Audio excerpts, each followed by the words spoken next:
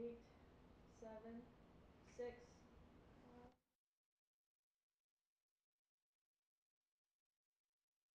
Welcome back, and we have a full show for you here today. We are talking Madame Webb. We're giving you our movie review of that, the Godzilla, Kong, and also Borderlands trailer. We're going to give you our trailer extras for that. Lastly, Sam Mendes is set to direct 4 separate Beatles films, and we have Five Nights at Freddy's 2 has an official start date. And then lastly, for our discussion of the week, in light of the Beatles news, what is your favorite biopic about a musician or musicals? Let's get into it.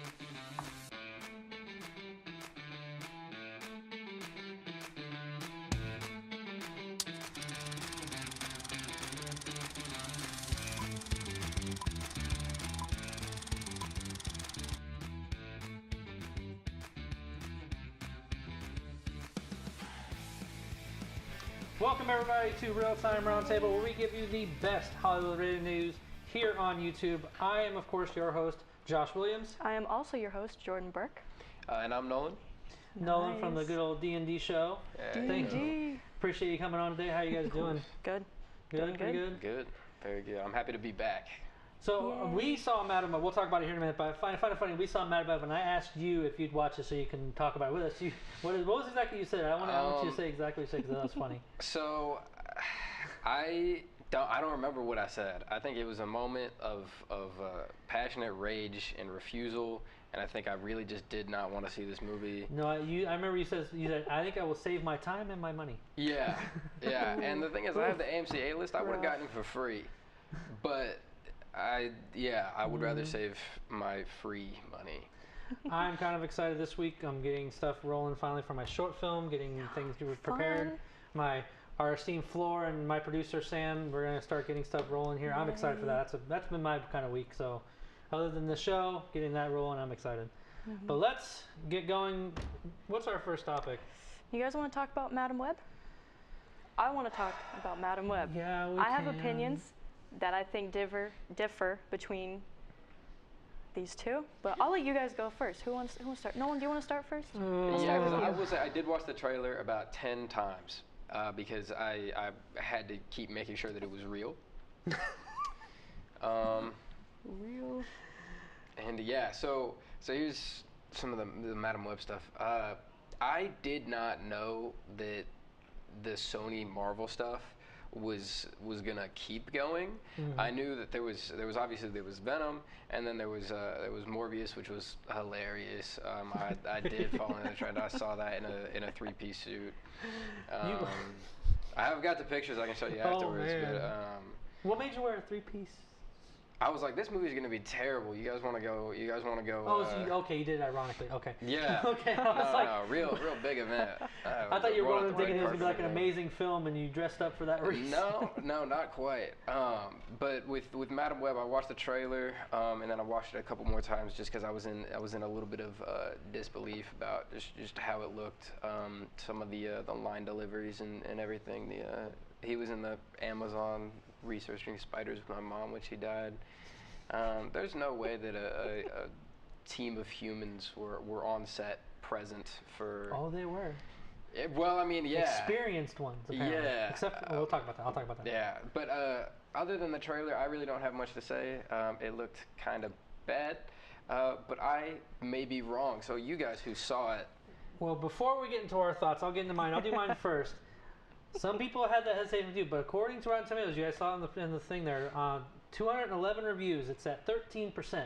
And out of the audience rating, which is above about 400 plus, 56 liked it. So that's, at least like with Morbius, it was just as low, like as far as the tomato meter, but the audience score was a lot higher, which I thought was very interesting. This movie is hot garbage. I'm sorry, it's terrible. On a filmmaking level alone, if we are up-and-coming filmmakers, you should be trashing this film. The ADR is some of the worst I have ever seen in my life. There were some moments in Morbius that were really bad with Tyrese's character, where you can clearly see what's being said and what's coming out. You know what his mouth's supposed to be doing is not the same.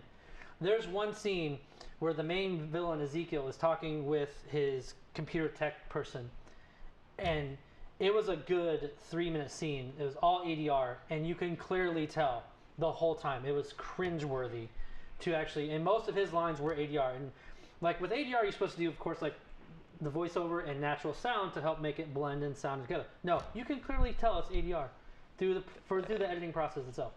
It blew my mind. The worst thing ever.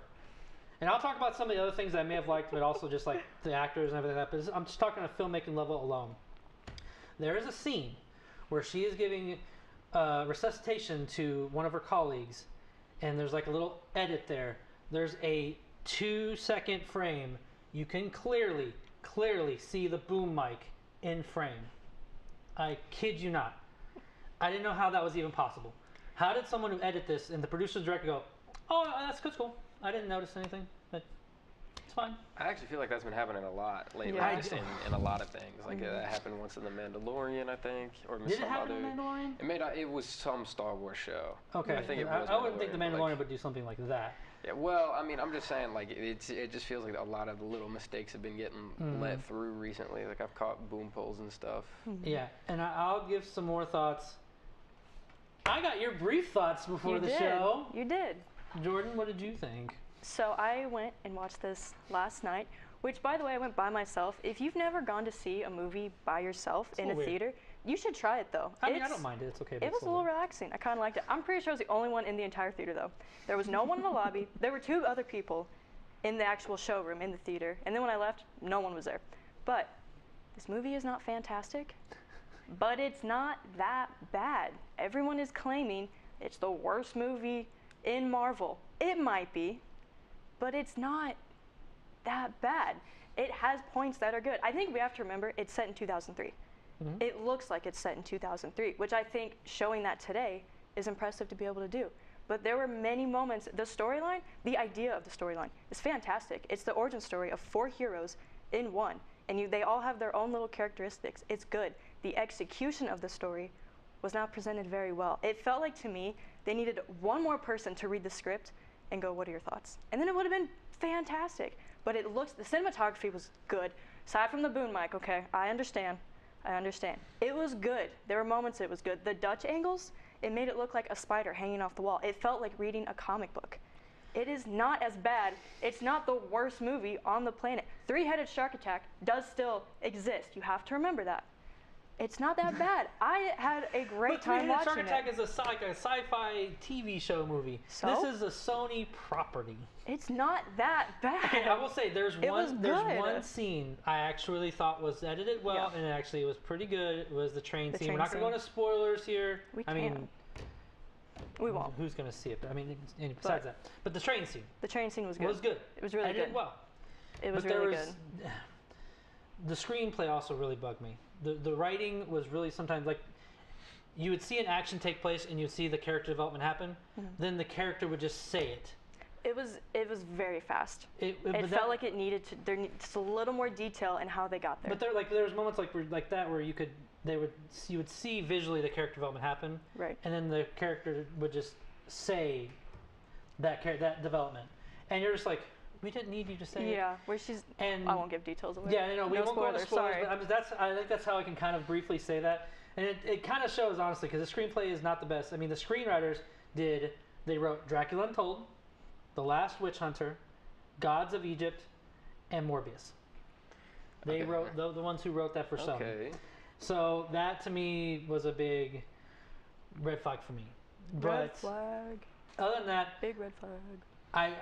I have my thoughts on Dakota Johnson's character and like how she performed, and I wanted to get I kind of went online and just like double checked other people's thoughts and just see if what I thought was happening was actually what other people maybe thought, and it kind of enforced it.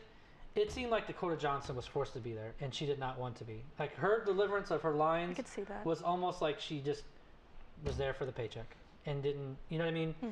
Everyone else gave it their all. I felt like like Emma Roberts was there. Adam Scott actually. Did we agree? were I liked talking him. about that. I just Yeah. blew your mind before You the did. show. Didn't you? I just did not. You can go ahead if Yeah, you want to it's- explain it. No, go ahead. he's Ben Parker. No He one. is. I just did not pick up on that watching it. I was like, all right, this guy's Ben. Good to know. Yeah. That's cool.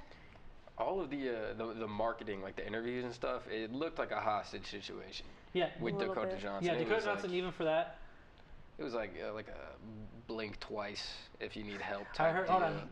That's exactly what I'm talking about. The press tour. Yeah, I heard she acted like she acted was like she was forced in to a be press tour. there. Yeah, and you can feel it through the line, like once she was saying the lines, and it just I don't know. He was in the Amazon. Do you think that's spiders. potentially because she's known for 50 Shades of Grey, and that those are terrible, but people can't just get out of that image of her? No, I don't think because she's done other stuff since then that I actually liked her performance in certain things. Like she did Peanut Butter Falcon with Shia That was LaBeouf, good. and I can't remember, but she did a great job. That was a good one. Her performance was just it wasn't there, and I don't know how the director was just like, yeah, that's good. That's good. Let's move on. Move on. You know what I mean? Like, and the Next. director S.J. Clarkson, she's done some Marvel stuff like for Netflix's Defenders and stuff like that, but this is her first feature, and there's a big difference in what you do in a feature and what you do in a television show. That's true. But my rating, for Adam Scott and that scene, I'm gonna give it a 3 out of 10. A 3 out of 10? This movie, when a film on a fundamental filmmaking level starts to make mistakes so often, Like the boom mic? not just that, but there's other stuff we could spend hours on. We're already getting on here for a while. But just there's a lot of other things. I will actually be reviewing this more in depth on my YouTube channel on ReelTime. Wow. Maybe I can see if you want to come on and we can kind of go in depth on it. Absolutely. We can Absolutely. look for that here next coming week. We'll review that together and get more in depth. But hold on, we got somebody. Movies seem more helped than deserved. Interesting. Hyped than deserved. Yeah. Yeah. But what would you rate it? My and rate score? it? I'm gonna give it 5 out of 10. It wasn't my favorite, but Okay. I think it deserves a little more than a 3, just a little more. 5 out of 10. All right. Wait, what's your score, Nolan? Oh yeah. What would your score be? Based on the trailer, I think that everyone is hating on it too much. I think it's probably the next modern masterpiece, and everyone needs to chill out. Thank you. This is going to be Exactly. so fun to watch at sleepovers for the next generation, I'm sure. Whenever they're like, let's put on something that sucks. So I'm gonna give it a preemptive 10 for whenever it becomes a cult classic here in the future. Like same Room? way, the same way the people that give Interesting. Room and Sharknado a 10. So I'm just ahead of the game here. All right, folks. Well, what did you think of Madame Webb? If you have seen it, leave your comments in the section below. Give us your positives, your negatives, and your score out of 10. All right, so let's move on here to the next topic. We're talking movie trailers. We're talking Godzilla vs. Kong trailer 2, and then also Borderlands just came out, because before we were just going to talk about Kong vs. Godzilla, but Nolan brought up Borderlands, and we cannot talk about it. We can't not talk about it. So let's go ahead and start with Kong. Let's just get that one out the way. We'll say Borderlands for last.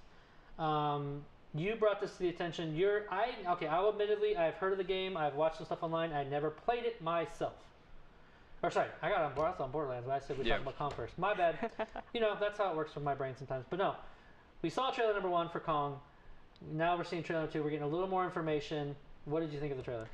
I mean, you know me. I'm a huge Godzilla fan, but I don't love the legendary movies, the American Godzilla movies, just because I feel like it kind of loses the plot a little bit. I really like the original Godzilla movies just for the work that they did in kind of sending out the message of what post World War II Japan was like, and obviously it is a big monster, so it kind of lends itself to these the huge epic adventures, and eventually the Japanese movies did delve into that. But after there were 3 really solid allegorical Godzilla pieces that were really good, and then we got another one with Godzilla -1, which was my favorite movie to come out last year. Oh, yeah.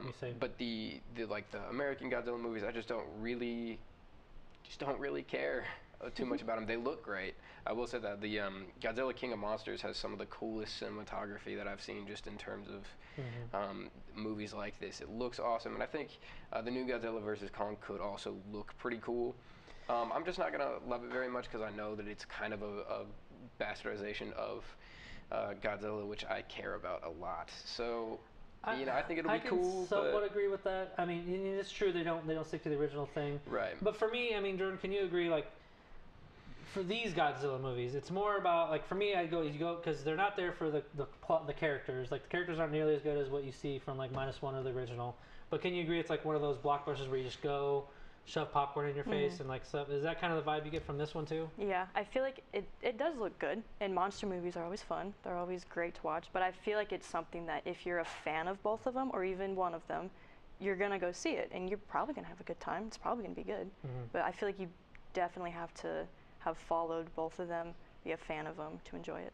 Yeah, and I don't know. For this one, I think it's fun that we're finally getting Shimu. Is that how you pronounce it? Yes. The chimpanzee. No, chimp is Scar. Okay.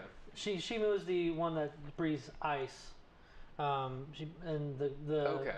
The idea is that the theory is that Shimu is the one who ice encapsulated Ghidorah. Because everyone's wondering how King of the Monsters. Yeah, King of the Monsters. That's the idea. We don't know for sure. Hopefully that answers that question. Yeah. But I did find it interesting that they even admitted that this is a character, like this is the character that even Godzilla fears, which Godzilla is not supposed to fear anybody. Which I'm curious how they're going to handle that. I thought it was really good to add some more information. I'm still going to go see it. I mean, I agree with you. Like as far as cinematic, as far as like an actual like cinematic story, Godzilla -1 takes the cake for sure. Yeah. But for these, I enjoy because I like the way Godzilla looks, and I go and enjoy myself, shove popcorn in my face, and have a good time. If you can separate the two, the American Godzilla movies and the Japanese Godzilla movies, they're as two separate entities. They're both fun. They're both important. The American ones are fun. They're good to watch. I just I definitely have a preference there. Yeah. But I'll see it eventually. I'm sure it looks funny. They're giving a monkey a robot gauntlet. Why not? Right. Why not?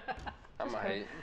So let's move on now to Borderlands. Now we're going to start with you, Jordan. Have you ever played the game or anything like that? Like I never played it, but I've heard of it. I've watched some stuff on YouTube, so I'm at least familiar with the premise of the world. And we'll get to you. I know you know it, so we'll get to you here in a second.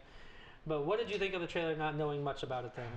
I do not know much about it. I am not a gamer at all, very much. I had never actually heard of it until I walked in today, and you said, "Hey, we're doing Borderlands." I was like, that's all my right. bad. I'm sorry. No, you're good. No worries at all. But I watched the trailer. It looks good. It feels like that post-apocalyptic sort of feel, and I like when sometimes you get the post-apocalypse. They feel very futuristic, but this one feels almost like, what if we took this object that I already had at home and turned it into something different? And I like those. They have interesting outfits. It looks good. It's very colorful. And it's Kevin Hart and Jack Black, which I know Jack Black is a robot in this, but still, I can see the two of them just going at it halfway through. Yeah, and the cast, I mean, is pretty amazing. You talked about Kevin Hart, but you also have Kate Blanchett in there as well. Yeah. Ariana Greenblatt, who she looks so familiar to me, and I realized she was in the movie Barbie, and in 65 Million Years with Adam Driver. Adam Driver, thank you. So that's what's like, I know she looks so familiar to me. She was young Gamora in she was. Infinity War. I forgot about that. And then of course Jamie Lee Curtis is going to be there. With, to me, that's exciting to see Kate Blanchett and Jamie Lee Curtis on screen together. I think that's going to be awesome and epic. So yeah, I've never seen it. So you, of course, know the world. And if you can briefly explain to me, because I'm hoping this won't confuse the audience, like the everyday audience, not the hardcore fans. How is this aesthetically different from Fallout? And we'll talk about the trailer, but also talk about that a little bit for me, because I'm not sure. So Fallout is the biggest difference. Fallout takes place on Earth after a nuclear fallout. The Borderlands takes place on Pandora, which is completely it's a different planet. It's got different terrain. Pretty much everything is different about it, and everyone on it is just crazy. And I've been playing these games since I was 10 years old, which was a questionable parenting decision. These games are kind of a little bonkers, but I would say the biggest difference between this and Fallout is that it doesn't take place on Earth, but also Fallout is kind of a lot of more grounded things as you know what I mean. It's not super grounded or anything, but Borderlands has really crazy stuff going on. They go through Piss Wash Canyon, I think. Yeah, I saw that trailer. In the trailer. That was pretty funny. But yeah, so I would say it's. So what did you think? What did you think of the trailer? Since you are such a diehard fan. I really liked the trailer. Okay. I was a little worried just because of the cast. Like if you look at the cast kind of out of context, you're like, oh my God, Kevin Hart, Jack Black, you got Jamie Lee Curtis, you got all these people. This is amazing. But then you look at them within the context of the game. So I don't know. They released a silhouette of the costumes a few months ago, and it's right here on this TV behind Josh. But so in the games, Roland, who is Kevin Hart's character, he's like 6.5 feet tall, jacked, big dude. He's an imposing figure. He's the leader of the Crimson Raiders, who is this like insurgency group. Mm-hmm. Kevin Hart is not that. I don't have an exact number, but I'm pretty sure the last time I checked, at least, Kevin Hart is not that tall and not that jacked. I think it could be really funny if they Kevin just Hart's don't like mention 5'2". it. 5'2", yeah. I think. Oh, he's 5'4". Okay. 5'4". I think it could be really funny if they just don't mention it. If they treat him as this That'd be like cool. big imposing character, and he is still just 5'4" Kevin Hart, I think that could be hilarious. But then there's also just some other kind of questionable things. Like, I love Cate Blanchett. I think she's great. She was Hela in Thor Ragnarok, which is my favorite Marvel movie. I like her quite a bit. For Lilith, I'm a little confused. I think I think Lilith as a character in the first game, especially because I think this game follows the first game a little, or the movie follows the first game a little more. Okay. I think Lilith is quite a bit younger than Cate Blanchett. Okay. Interesting. But also, I don't think they're following the games at all, because they kind of just took the characters, but they've got the lineup of Lilith and Roland, who you can play as in the first game. Tannis, who kind of doesn't really have a role until basically the third game. She's in the second one, but not much. Krieg, who is the psycho, the one holding the big axe. He is a playable character in the second game as DLC. Tina is also in the second game. And then there's a shot of a boss character named Mouthpiece, who you fight in the tutorial for the third game. So I think it's just all over the place. They're just taking stuff from... Throwing the kitchen sink at it, huh? Yeah, so I don't know what they're doing, which is kind of nice, because now I don't know what the story is. But I will say one thing about all this, is that there's no handsome Jack. And if you know Borderlands, you know that he's the best part. He's like my favorite character from anything, and he's not in the movie. He owns the company Hyperion, and you see in some shots in the background there's Hyperion tech, and a Hyperion building, but he's just nowhere to be found. And I think that might be that they're saving it for a second movie, which good. Hopefully they can get enough money back to make a second movie. Yeah, and for me, for someone who doesn't like I said, I knew a little bit of it. From what I saw the trailer, I had a good time. I got like World of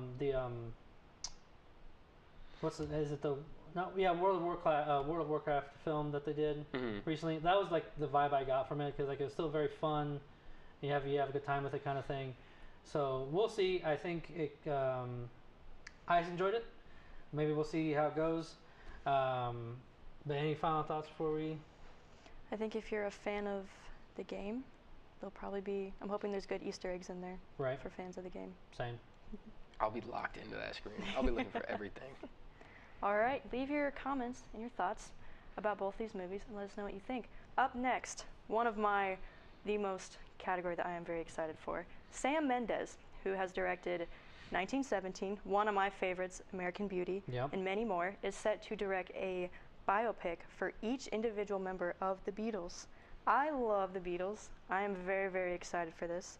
What are your thoughts on that? I'm excited for the fact that I was reading more into the article, because we had kind of talked briefly before how it could be cool if they did their own separate movies and it came together like Avengers style to this.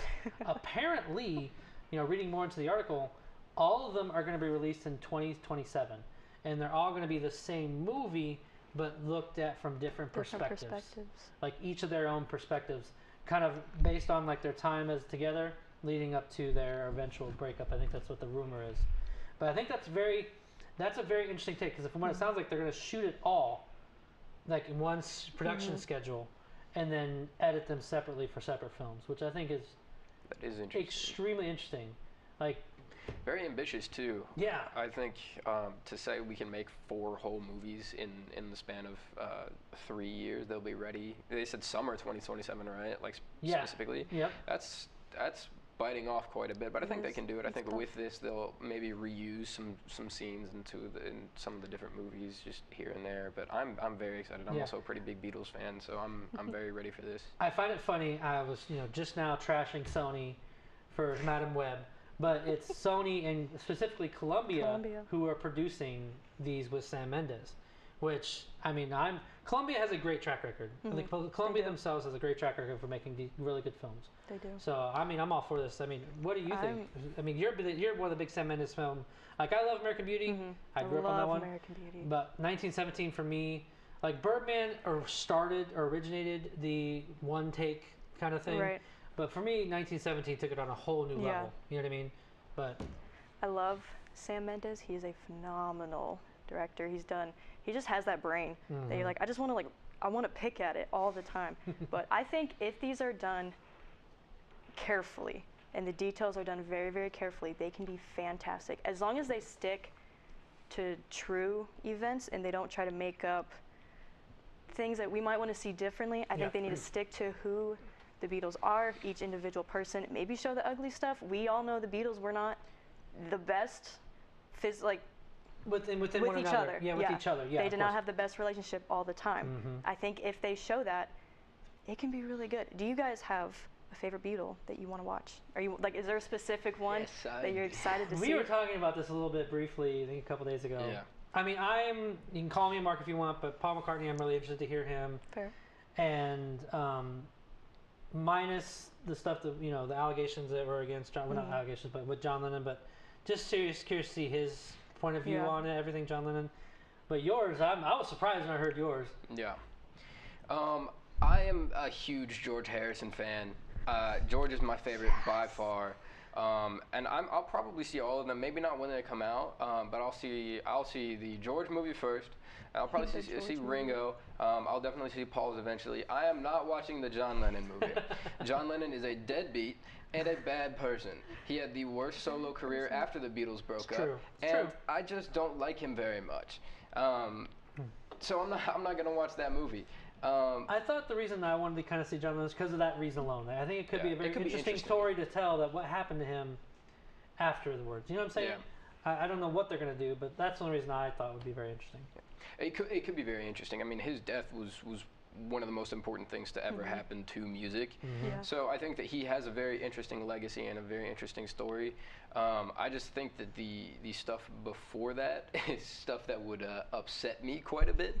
And I know that the purpose of art in general is not to comfort you. That's not their responsibility. But I don't want to see it. Yeah. So I'm not going to, especially when I have 3 other ones to watch. True. What about you? That's Which true. one are you looking forward to the most? George Harrison. Okay. I love George Harrison. I'm not a person out, I guess. I really I hope, maybe not hope, I wish that they would bring in Eric Clapton. Because I want to see what happened from their perspective of George Harrison and Eric Clapton. I want to see how Layla was written, which I know that is specifically Eric Clapton.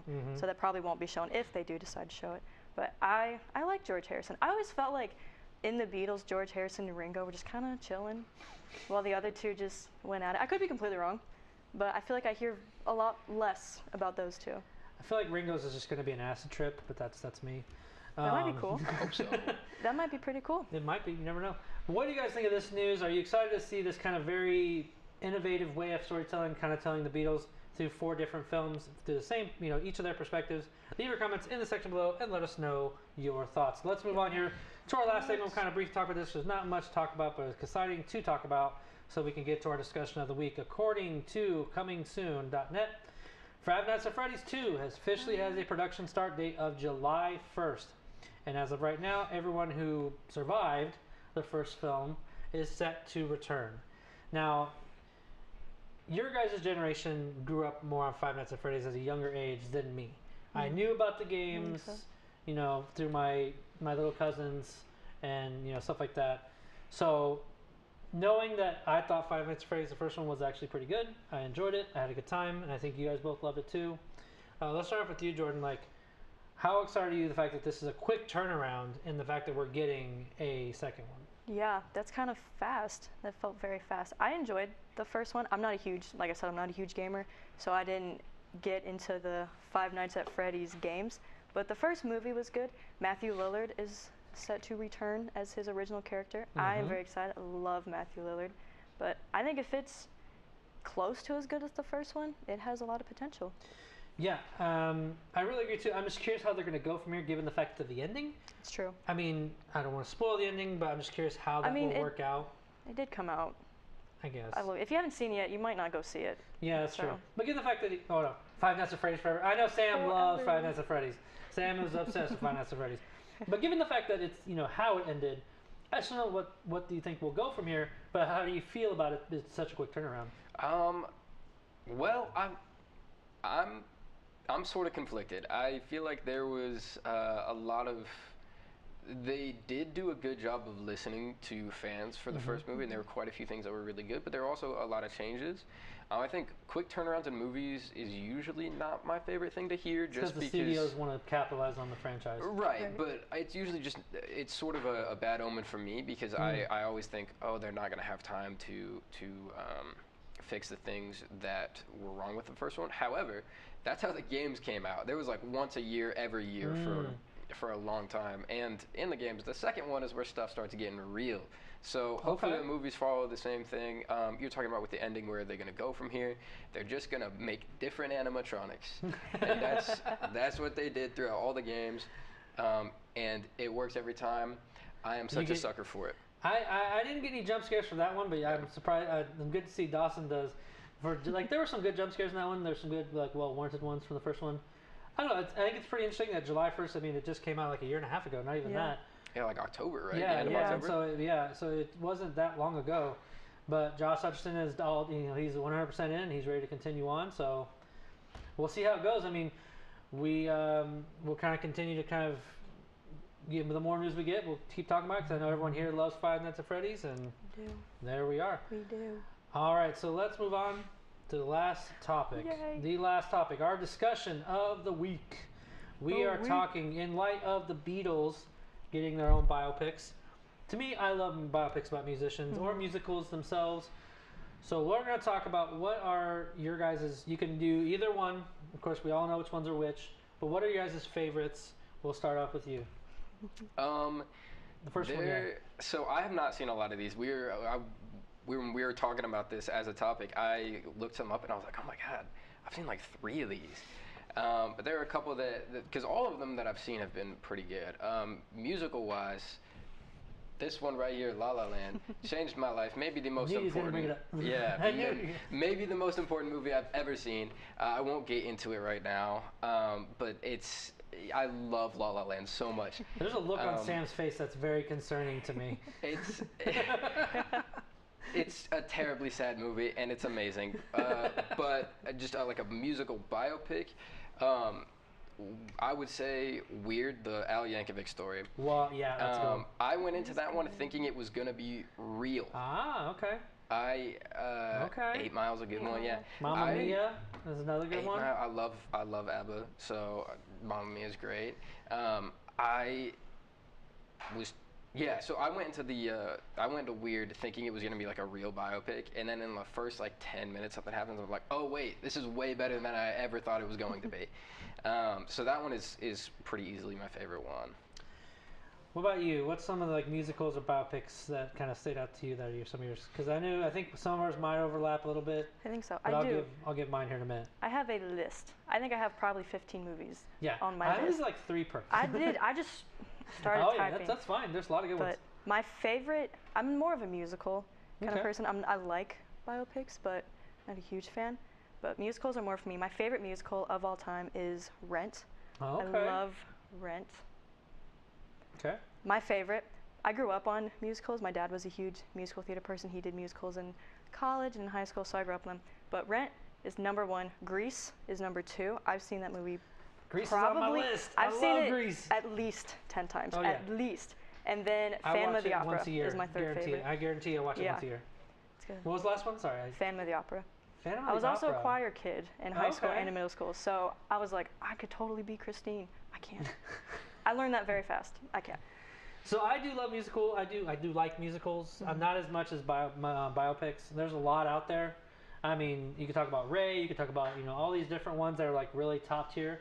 But again, these are our favorites. Not necessarily like for everybody watching. We list some of these, and they may not be like the best of them all, but they're to me like the ones I consider to be like your personal favorites. So my personal favorites, when we talk about biopics about musicians, the first one for me, because I grew up on it and still love it to this day, is Selena with Jennifer Lopez.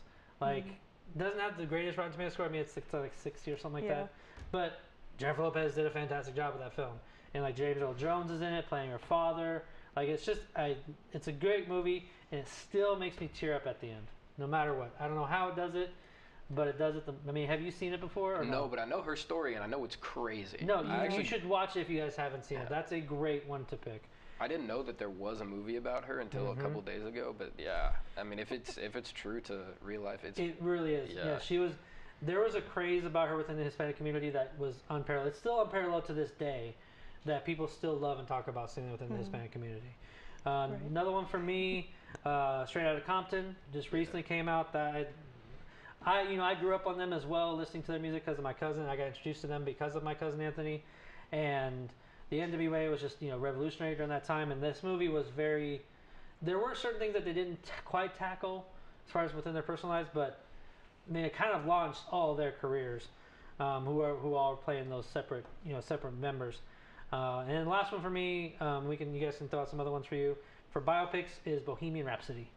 It's not didn't get the greatest score, but still, I'm a Queen fanatic. I love Queen. You're a Queen. I'm a Queen. I'm a Queen.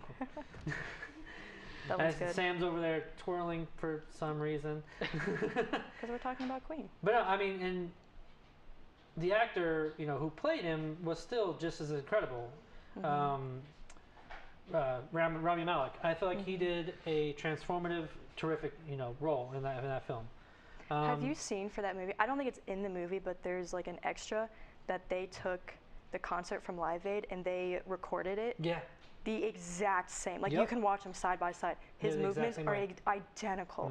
It's insane how they did that. That was one of the things I really liked about the movie itself. That's what got me for that movie, was watching that. What are the ones you guys have? Like, I got some ones for musicals, but do you guys have any ones that are like more biopic-y or any ones that come to mind? Biopic-y, no. I know that there was a David Bowie biopic that came out a couple years ago that had a very low budget. It was called Stardust. I saw the trailer for it and it looked terrible. I am a huge David Bowie fan. I was the top 0.01% David Bowie listener on Spotify last year. I love him. Moonage Daydream, the documentary, one of my favorite movies of all time. But that biopic, that was not it. But hold on. Rocket Man. Oh, I forgot about Rocket Man. How did nobody mention Rocket Man? Oh, and Sam got it too. Yeah. Yeah. Oh, from Thomas. Thomas, our esteemed director up there. Rocket Man is a great one. Hold on. Tick Tick Boom is so good. Andrew Garfield. That one is Isn't that one fantastic. of how he created? It's how he came up with Rent. Yeah, it's how he came up with Rent. It's like right before how he came up with Rent. Yeah, it's how he came up with Rent. Yeah. It's so good. I've never seen that one either. I needed to see that one because I I heard Andrew Garfield's incredible. I know, right? I haven't seen it yet. I know. I will. It's on my list. I promise. It's on my list. So last one for me for musicals. You cannot think about musicals and not bring up The Wizard of Oz. I mean, you just can't. High School Musical? It's good. High School Musical? Dawson, you're fired. Get out of here. No, Dawson, you're fine. You can stay. What's that look? Everybody give me I'm sorry. Because High School Musical is amazing. I've lost faith in my coworkers. I was when did the first High School Musical come out? I don't know. It came out like 2000 or something. I don't know. But 2006. I was 2 years old. It was my first ever. I was 16. Okay, so 17. you were in high school. Somewhere in there. You were in high school. Yeah, but we all hated it. You didn't want to just walk down the hallway singing your heart out? Sure. I thought that High School Musical was... man. Yeah, okay, yeah. I thought that high school was going to be like High School the Musical for at least 10 years. You thought people were singing and dancing down there? Well, yeah, they're high schoolers. They're high schoolers. They love life so much. Of course they're going to be singing and dancing and twirling. But, okay, so for music... Oh, man, Sam's so mad at me right now. So, no, but can we agree, though, Wizard of Oz, you can't think of musicals without thinking of Wizard of Oz. It's a classic. It's a classic. It's one I really love. And one for me, you brought up Grease. Well, the last one I would bring up is I actually thought in 2021 this was the better of the musicals between this and West Side Story, and it was In the Heights. Yeah, Lin-Manuel So Miranda's. good. It wasn't like his play for that one wasn't the best, but for me, this one deserved to be Best Picture. It didn't, and I watch that movie every summer now because I think it's just that incredible. But yeah, I'm excited that everybody at least has a good amount of things on their list. But more importantly, everybody, what is your favorite musicals or biopics about musicians? Leave your comments in the section below. Let us know your thoughts. And lastly, if you liked what you saw here, hit that like button and punch that subscribe button. What? You don't. 5 minutes. Oh well, We're a violent channel. Oh, violence? Yeah, we go punch that subscribe channel. We're keeping it real. See all of our great content we have for you here on Red Digital. We have D&D. We shoot on Fridays, but we have more episodes coming out for you guys, for everybody, right? Tomorrow at 3. Tomorrow at 3. We're gonna be shooting that, and we'll you'll get them up here soon, from what I've gathered. Yep. Of course, we have Friendly Fire that comes out. There's gonna be more episodes coming out for that, but you can also follow them on Thomas's YouTube channel. I'll try and put a description for that link for that in the description box below. And then finally, Cinema Sit Downs that we have for you here on Mondays. Cinema Sit Down. All right, that's all we have for today. Again, I am Josh Williams. I'm Jordan. And I'm Nolan. And thank you for keeping it real with ReelTime. Real time. ReelTime, yeah.